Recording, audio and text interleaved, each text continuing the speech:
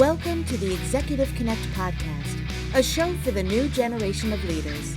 Join Melissa R. Scott as she speaks to a wide variety of guests that bring new insights into leadership, prosperity, and personal growth. While no one has all the answers, by building a community of open-minded and engaged leaders, we hope to give you the tools you need to help you find your own path to success.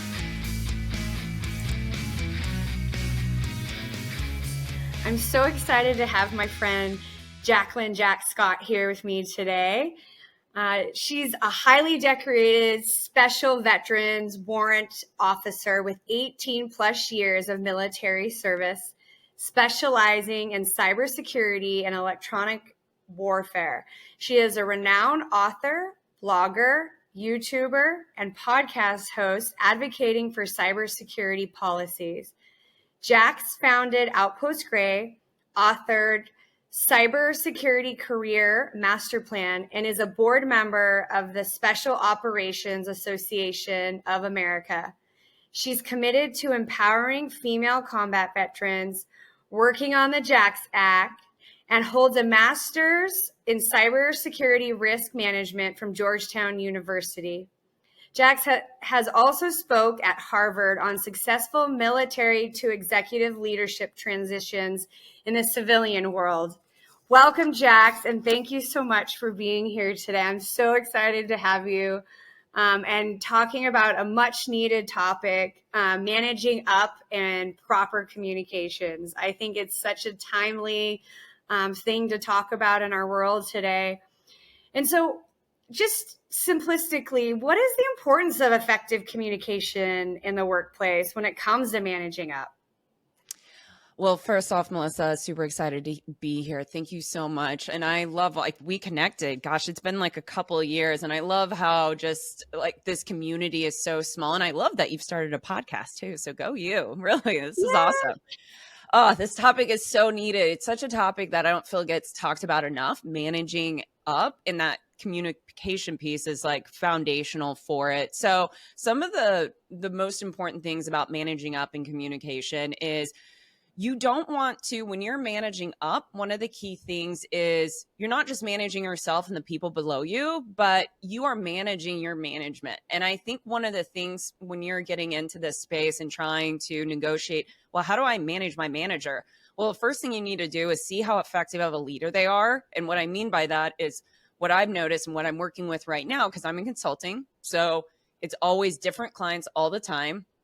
And if they are not effective leaders, you will be able to tell. Some of the things that you will see is canceled meetings last minute, being very like disheveled when they're on calls. That right there would tell me they're probably not good at time management. They're probably not good at like organizing their overall schedules. And they're probably always having fire drills. So one of the most important things is understanding where they're at and then communicating to them in a way that will help them with their day-to-day work while still being effective within your current job, like with the tasks that they give you, but also helping support them to become, for example, like more organized within their space. I love that. I think a lot of times people say, oh, if you have a title and you manage people, you're a leader. And I think that's an often big misconception is because you have a title, you're also a leader. So from like an employee perspective, how can employees improve their ability to manage up effectively? What could they do to be better at that? So one of the things that like popped into my mind is that there's a book called Radical Candor. So I love the book. I think it's awesome. There's a million other books that you could probably pick. But I think one of the things is having clear, concise communication with your leadership and outlining exactly, understanding exactly from the start. So when I get into a new environment with a client, what I will typically do is I will try to develop a relationship as quickly as possible with them, try to understand kind of where they are, if they're good at managing their own time, have radical candor, communicate with them, kind of where the team is, where they are. And then depending kind of on that relationship, maybe even possibly asking for feedback. That would be something maybe later on that an employee could do, is asking for feedback. And that feedback is more, and not just saying, well, you provide me feedback, but what they could do is they could ask for feedback as far as, and this again, I would say do this in 60 to 90 days. It's hard to do it within the first 30 days, depending on the op tempo. Like, and right now in a contract I'm on, it is extremely busy. So I think I could probably do it. We've been there for 6 weeks. And I would say, we've been working with you for 6 weeks. I would love for you to provide feedback as far as the impact that we've been having. And she's been like overly communicating that we're doing really well. But what does really well mean? Right. Can you define to me what that means and what we're doing well? But can you also provide to me some areas that we could improve? And what she will be telling, or he will be telling from their point of view, is a pain point. You don't even have to ask them what a pain point is. They will naturally tell you that. And then you, as a manager, a leader in that space, can then learn like creative ways on how to best like fix that problem for them, in a way, is the easiest way of explaining that. And that, again, you're going back into, you're helping manage up and manage them. And then what internally will happen for employees is the leaders, the managers, they back off because you've built credibility. Also, you're making their life a lot easier. So they're just like, they start to give you tasks and then they just trust you to go and execute it. And that's ideally what everybody wants to feel like in an environment. But it's like, it's learning how to manage up to be able to like create that environment for you and your team.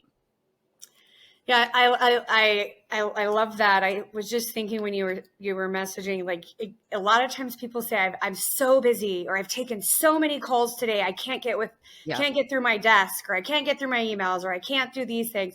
But quantifying, what I'm hearing you say is quantifying how much, and it's being very specific, so it's clear as to, oh, today I had how many calls? 2 calls, 10 calls, 15 calls.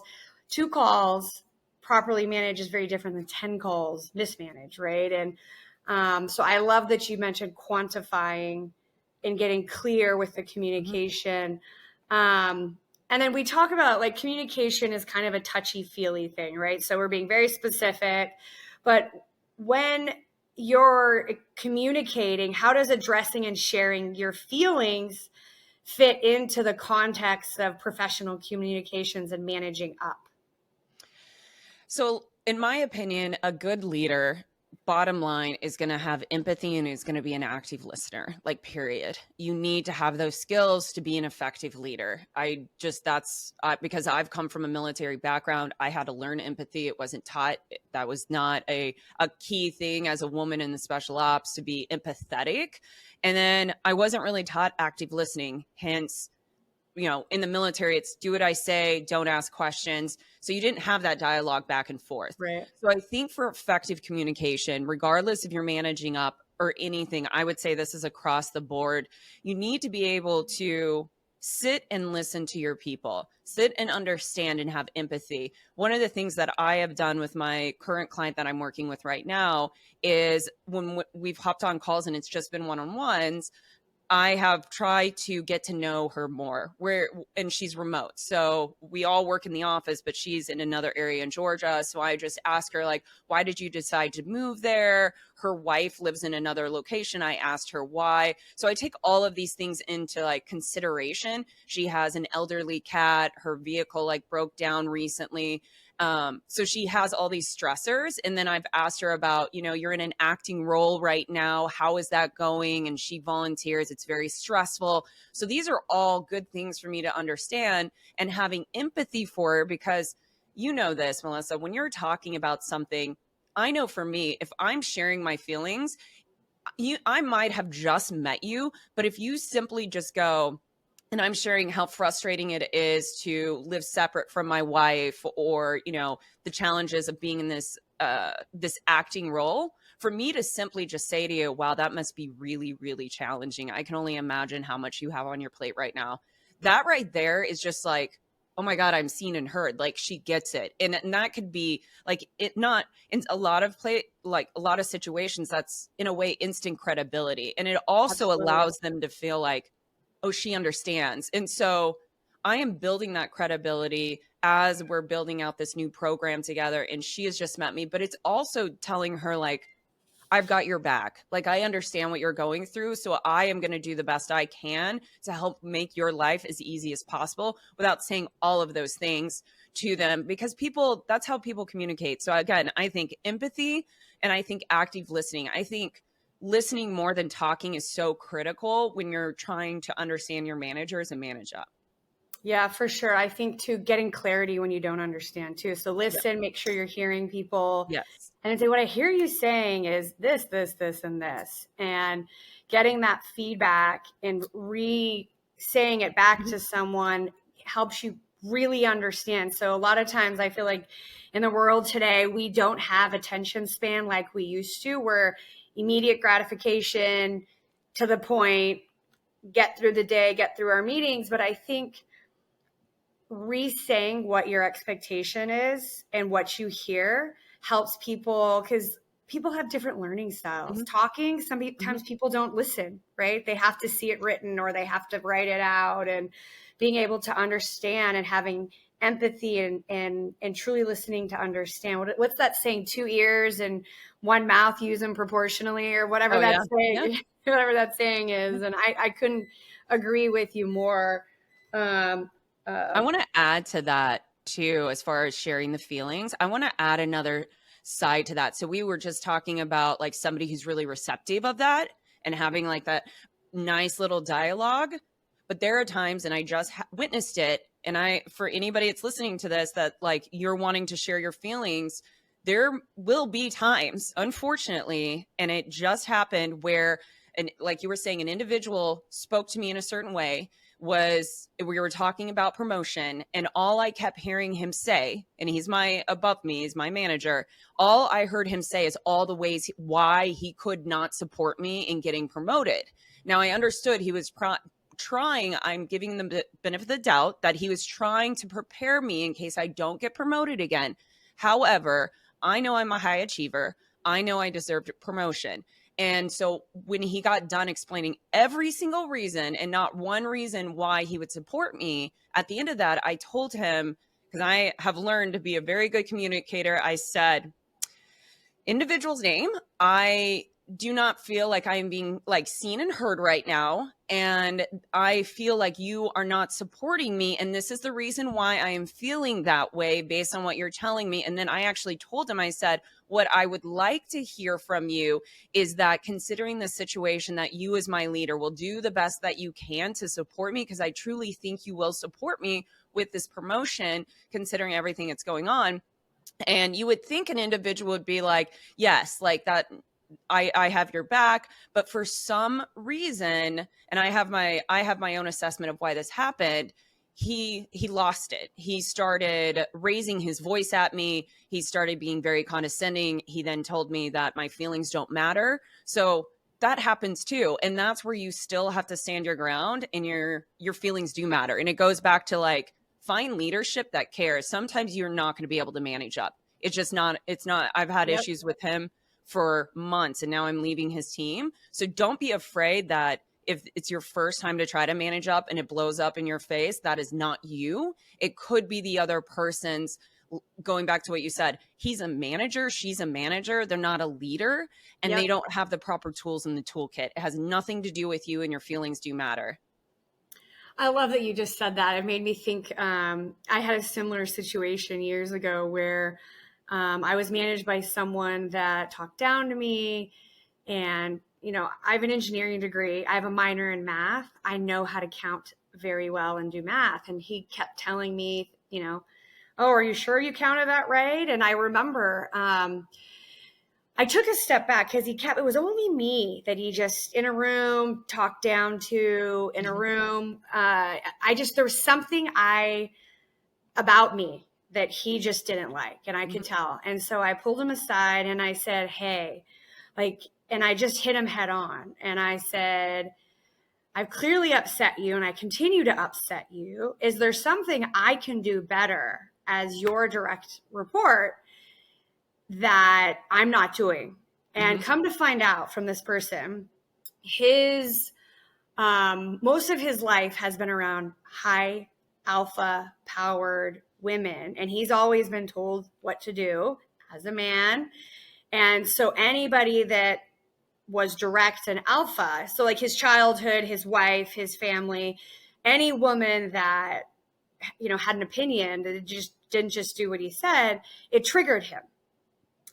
And it took me a year to figure it out. And I figured it out. And this person came back around to me years and years later and apologized and said, yep, I was wrong. I engaged you wrong. And I just said, hey, you know what? You taught me something that I learned how to stand up for myself, how to champion what I believed. And because you think I'm this way doesn't necessarily, it means it's correct. Right. I think, people make an opinion about you or me because I'm a blonde, that I'm a bimbo. Right. And or whatever. And I'm just picking a random thing. Right. And I think it's up to me to decide if that is a valid assessment of whatever the trait is or whatever the comment is. And sometimes I think people are just having bad days too, right? Like I have bad days and, I was just mentioning, I got presenting on something and I forgot to introduce the person that was presenting and I just jumped right into what I was doing. And so I think we're human and, you nailed it earlier talking about being genuine. And I think people can sense when people are phony. Like I know I can sense when people are saying, the same, how's your day or how's the weather? And you can tell that they're going through, well, the weather's great outside, right? And you can tell they're not comfortable. And so sometimes I try to help and soften that. I'm like, the weather's great, but it'd be better if I was, in Florida on the beach or something. And so I think, and it also is generational too, right? How people communicate. So, from your perspective, are there any trends or tools or skills that is effective for maybe the Gen Z group? I love this group because a lot of people struggle with the Gen Zs, but I have so many employees that are Gen Zs that I am very close to. Some have even left the organization and I have countless stories that on my birthday or at something they've seen I post on LinkedIn, I've gotten like a Starbucks gift card. And then one reached out to me and we just caught dinner the other night. She was like, I really want to connect with you. I really miss like seeing you in the office. And, she's like, I don't know, 23 or 24. So I don't have it figured out. I want to start by saying that I don't have it figured out, but I'm just going to tell you what I have done that seems to have worked. I think authenticity is key. I'm very authentic with my Gen Zers. I'm not authentic with everybody. I don't BS. I am very much I over communicate. So I have high expectations for my team. I have realistic expectations too. I know some leaders they say that, and they're a lot of times not realistic. I communicate at their level, but I also challenge my people. And so with Gen Zs, what I have identified, and this is sometimes hard for leaders because they're like, well, I'm so busy, blah, blah, blah, blah, blah. But with Gen Zs, they need time. They need time with you. They need to know that you care. Now, will you always have to devote that time to them on a weekly basis, 30 minutes a week, every single week? Maybe for a couple, but a lot of times after they've established that rapport with you and you've set those meetings aside, they just want to be seen and heard. They live in a very overly stimulated environment. And so a lot of these Gen Zs, and I work in cybersecurity, and a lot of them work remote. And they're like at their desk and they just type and they're on their phones. And so that first initial interaction is a little awkward, that from what I've seen. But what I do is I ask them like, how are you doing? I still to this day, if we have team meetings and I haven't talked to one of my people in a while, I'll be like, hey, can you stay back? And I'll just ask, how have you been? Have you done anything on the weekend? Have you done any weddings? I have one from Africa. I was like, oh, what was the outfit that you wore? Share with me what did you do? She always goes in parties. So I'm like, what did you dress as? Is Halloween? Because I know she's a social person. So it's getting to know them. And this is to be honest, Melissa, it's common sense. But I think because we have neglected this connection piece, because let's be honest, I'm a millennial. I don't need the whole connection thing as much. There's all these generationals. But what I have felt is that connection piece is critical for Gen Zs. You are not going to be able to have influence, and they are not going to want to follow you and stay with you and give you the highest quality of work if they don't feel like you have invested in them and you care about them. And I think we should take that. I think the Gen Zs are actually teaching me how to be more of a human again and take more time for all of my employees. And I get caught up and I'm busy. And there's times where I'm like, oh, I don't really want to talk to them. But then I stop and take a moment and I put myself empathy. I put myself in their shoes. I reflect and I'm like, how many times have I reached out to leadership and they haven't made time for me? Or when they do, how does that make me feel? Yep. And so it's just taking those moments to remember where they're coming from. And a lot of these kids, and I'll end with this, is because I could go on forever for Gen Zs, is I feel like they don't have a lot of mentorship in their life. Their mentorship is their social media. And I don't know what their family life is. Some of them come from really good backgrounds, but what I've noticed is they just want that quality friendship, quality mentorship. They, from my lens and being in consulting, they want to grow, they want to learn. They just need some guidance. You need to help pull them out of their shell a little bit. And you can only do that by being authentic, having one-on-ones, really connecting and really desiring to learn about them.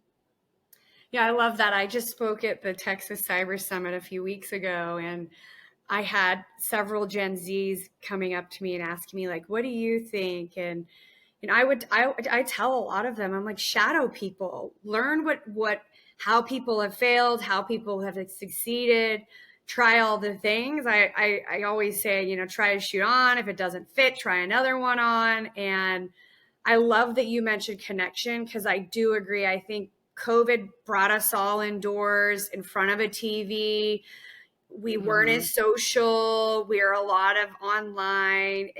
We want everything now delayed. We used to go places and stand in line and talk to people. And now it's like Amazon and other Uber Eats has made it so easy to not talk to people or communicate with people. And I even see this in the food and beverage industry, hospitality, how before, when people used to wait on you, they talk about, with you and what you like and what you don't like. Now they say, do you have any allergies? No. Okay. What do you want to order? Right. And I think that's true. We've come to a point where we're transactional in the world. And I think, to your point, Gen Zs, they want to be touched and felt and know you have their back and know you're going to help them and know that they're going to make mistakes. And I always tell people I've managed, the more mistakes you make young, the better. Make a ton of mistakes. Don't do them when you get like in your 40s, 50s, and 60s, because it's harder to recover. So how you're living in your 20s, 30s, and 40s is how your 50s, 60s, and beyond are going to happen, flourish, right? If you're not communicating with people, you're going to be more lonely, right? You're not talking to people. And so I love that you said that, because I absolutely echo, they want to be touched. They want some of that balance in their life. I hate that word, but I'm going to use the word balance. They want to be done so they can go out with their friends, like you said, and get dinner, get whatever they're doing, go and do an event. So I absolutely agree. So from like a company perspective, how can organizations bridge that communication gap between different generations, from baby boomers who, did things very different than Gen X, Gen Z, millennials? Like, how do you bridge those gaps across all different generations? Ooh, yeah, such a challenging question. And the first thing I think of the first thing I thought of when you said that question, it popped into my head, was that I was trying to coordinate getting individuals to come into the office. And one of the things I was tasked with, put together a program or something to get individuals in. So one of the first things that I did is there's like C2. So it's like a junior, not a senior consultant, but a pretty junior person. And she's like, I don't know, maybe 24, 25 in the org. And so I'm like, well, we're trying to bridge this gap, but we've got the majority of the organization is like senior consultants and below.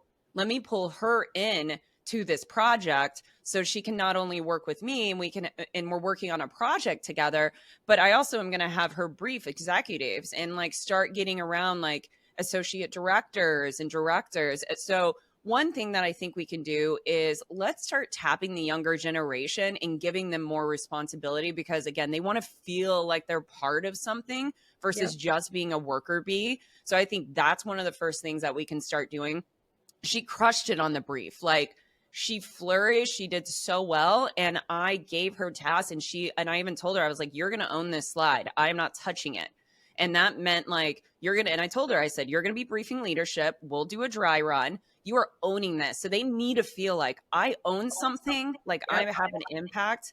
So that's a key. And the other thing is, this is for higher leadership at any organization, is I think we get so disconnected when we get into those executive roles, and we forget the impact it has on the lower leadership, even managers, but especially those like senior consultants and lowers, the impact that they have when they decide to have breakfast and they set aside time to have a mentoring session for breakfast with like a partner, because our highest individuals are partners. So those are the executives. And just setting that time aside where these lower like Gen Zs, these like individuals that are new within the organization can come and just in an intimate environment, 10 people, 20 people, and they get to actually ask these partners questions, and these partners ask these individual questions. Now you're starting to bridge that gap, in my opinion. I think events are great, but events are so just like skin deep. That's why those engagements, pulling them in, getting them involved, because they're not going to volunteer. They're going to be quiet. They're going to be in the corner, most of them, and they're just going to work. And other thing I've seen is if they don't feel like they're being accepted or part of something, they're going to jump. Every year and a half, they move organizations. So it's like, we've got to figure out how to bridge this gap, because then we can keep them longer and bring them in. But it's really all about, like, again, it goes back to communication though. It's being creative on ways that we just can connect and learn more about these individuals. I love that. And I think the more you bring them, like you mentioned, up, the different set of goggles senior leadership has. They have good ideas and faster ways to do things and things we never thought about, right? And I think, to your point, when you give people the ability to lead something, they learn as well, right? They're nervous, they're out of their comfort zone, and they grow as people. And that is the key thing, is they're out of their comfort zone, they're growing, and they're bringing perspectives that maybe other senior leaders had never thought about, right? And one of the tactics I love is to match my baby boomers up with other generations, because like social media, they're like, what? Like, what are you posting? We go out to see the clients. Like, we're going to sit down, we're going to have a coffee. And other generations are like, no, we're just going to get them on a Zoom call. We save ourselves money traveling. We save our time. And I think there's something to learn from all generations, because the baby boomers are right. We do need to get face-to-face in front of people. You learn more. You know, we've gone away from that a lot these days, seeing your clients face-to-face. Like, we're not doing that like we used to, because we have Zoom and other methods to communicate. But the baby boomers, everything was built on that face-to-face handshakes. We don't need a contract. We'll just shake hands. And and I think there's something to take from that, because like you mentioned, there's a communication factor, there's a trust factor that maybe other generations don't have, they help each other. And I think that I personally love hiring all generations. I think everybody has something, all generations, all cultures, all races. I think everybody has different perspectives. And the more we can let people lead their own thing and come up with strategies, the better it is for the organization. So when everybody's thinking how to build things and how to do it better, leadership is better and the companies are better, because they're having ideas brought to them instead of paying, for consultants. And not that consultants aren't great. It's just, you have people that are in the business tap into that knowledge. And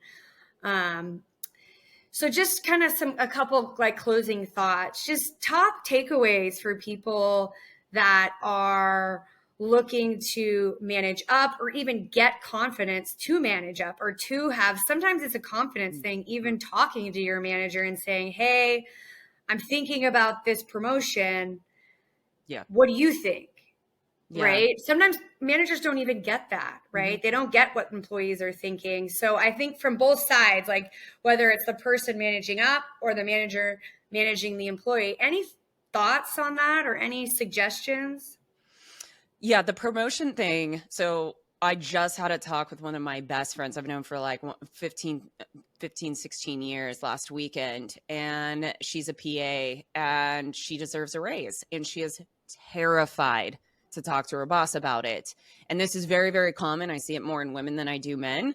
I don't have any problems with it at all. I'm like, I deserve a raise. I deserve a promotion. But I'm like, here are all the reasons why. I obviously don't like approach it that way, but I understand the fear. So what I told her, and obviously this is going to be situationally dependent. It's also going to depend on the relationship you have with your boss and all of these other factors, but you have to believe in yourself. And I know that is harder said than done, but you do have to believe that you are worth it. And you have to work on some way of like self-love, because a lot of times that fear is based around, for women, is based around, I don't feel like I'm good enough. Because I asked her, I said, why are you afraid? She said, well, because I want to go into this surgery thing and I don't think I have enough experience and I've got only 2 years and blah, blah, blah, blah, blah. And she works all the time. And I was like, stop that. Like, most people would not consider all of those factors. Like, you have to know where you're at right now is enough to be able to deserve this.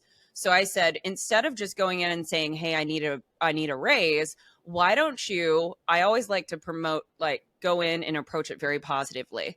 And so, and I like to practice too. Like, I tell people all the time, run through scripts with your friends. Like, maybe you have a friend that's in a higher management spot, talk to them and run through like, hey, I want to pretend that you're my boss, and walk through the script. And how I approach it is just assume they're already going to support you. Like, put yourself in that. Because a lot of times we're like, they're not going to support us. We have to get rid of that negative energy, and we have to go in as if they're going to support us, because we rock and we deserve this, not egotistical, but like with confidence. Right. So you just go in and you go, hey, I wanted to talk to you about, it's that time of year for end of year reviews, and I'd love to work with you, like talk to you about how I can like position myself for promotion. I really believe that you would support me in this, knowing that for the amount of time that we've worked together and it's been a great experience working with you. Is there some feedback that you can provide me?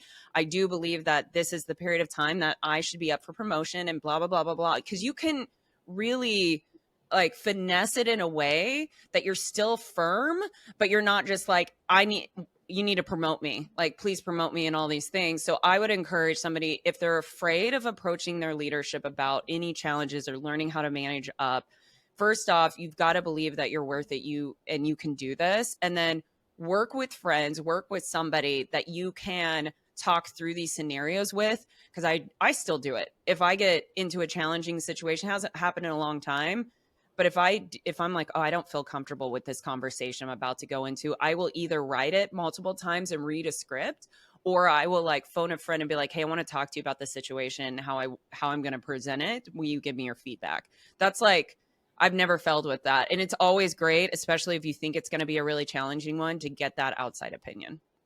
100%, having people like mentor. And I think one other kind of piece is having data. So why you deserve the raise? What have you done? Yes, 100%. So going to a manager and saying, I deserve a raise, is a whole different way than saying, on your review, this is what I've accomplished. This is what I want to accomplish for the company. I'm all in. I'd like to be in this role. What do I have to do to get there? And really being collaborative with your leadership. And sometimes it's timing, and timing's not right. And I've asked for roles and not got them. And I think sometimes people don't want to give you the role because maybe they just don't like you, or they're intimidated by you, or they're looking for they feel like it's a male role and you're too aggressive as a female, or too direct, and they want less of that on the leadership team. So I think there's two perspectives. Think about it from the company's perspective, like, what have you done to warrant this raise? And two, be okay that timing's not right, but don't stop asking. And it is uncomfortable, and you got to do it. You got to push yourself out of the boundaries. And like you said, having friends, practicing on your friends before, and fumbling with friends is a safe place to try and learn. And your friends will make suggestions, and recording yourself and re-listening to yourself and thinking, what, I give myself a raise? Exactly. Yeah. And just listening. And I've done that for myself. I've recorded myself a few times. I'm like, wow, that sounds terrible. I better try it this way. And, I love that idea. I've had, it's funny enough, I've had people walk in when I'm recording myself and they're like, what are you doing? I'm like, I'm having a conversation with myself so I can better myself. And you should really see people's face then. That's awesome. But no, I think you're right. You got to push yourself out of your zone. You are worthy. You are worth it. Maybe you're not at the right company, right? Mm-hmm. If you've been asking for a promotion for a while and they don't listen to you and talk to you, maybe you're in a bad dating relationship with that company, and you need to, shop your talent. So absolutely, all really good perspectives. So 2 final thoughts for you. Any closing thoughts that you want to share before we finish up? Two of them. I have to do only 2. Okay. How about 5? Whatever you feel comfortable sharing, or just takeaways that people. Yeah. I would just wrap up. It could just be one big wrap up of, and it's kind of the last thing we talked about, but anybody that's listening to this, it's all about effective communication. Everybody needs to learn. And I truly believe I am a really good communicator, but I used to be a terrible communicator, but I still need growth, because I'm really good with the people that are in my sphere of influence right now, but there might be an individual that comes in the near term that's going to rock my world. So always be on your toes, and just remember that communication is more than just words. It's about empathy. It's about taking time in this busy world to truly care about your people. Yep. And just take the time to understand and have empathy and understand where they're coming from. That's really it. Yeah. I love it. I love it. I'm so glad I love riffing with you. I could just chat forever about all these things, cybersecurity and veterans and women and leaders, all these things we could talk about. So thank you so much for being here. Maybe you could do a quick plug about Outpost Gray or yourself or your writing, or how can people follow you, or give us the scoop. Heck yes. Thank you for the plug. Yes. So Outpost Gray, that's with a Gray, not EY. Find me anywhere. It's on every handle. We are really vesting in a podcast that we have under Outpost Gray that's actually going to branch out on its own. We're really excited about, but it's called 2 Cyber Chicks. So definitely check that out.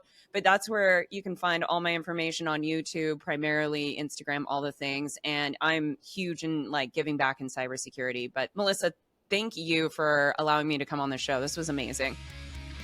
You're welcome. Glad to have you here. And that's Executive Connect. Have a great week. You've been listening to the Executive Connect podcast. If you have questions or ideas on how to bring leadership to the next level, email us at executiveconnectpodcast@gmail.com. And don't forget to subscribe so you can catch every new episode. Until next time.